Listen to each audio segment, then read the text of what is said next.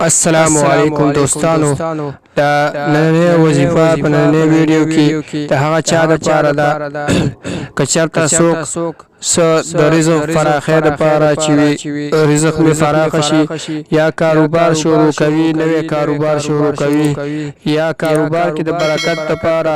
چې زموږ په کاروبار کې برکت راشي د هغې دپاره دا وظیفه ده آیات د قرآن درته درښایم دا د قرآن آیات ته په سوره لقمان آیت نمبر 26 او 21 سپاره ده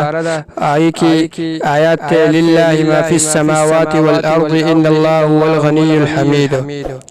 دا آیات ته روزانه یوصل لولي دا آیات یوصل روزانه لولي ان شاء الله پر رزق بگه فراخی رزق کی به فراخی شي او کاروبار چې کم شروع کوي الله تعالی ورته پکې برکت واچي او که چېرته زوړ کاروبار وي ته هم الله تعالی ورته پکې ترقی واچي او برکت ورکړي الله تعالی ورته واچي دا مخکې د ثواب په نیت ملګرو سره شیر کړئ او ویډیو ثواب په نیت لایک کړئ. جزاکم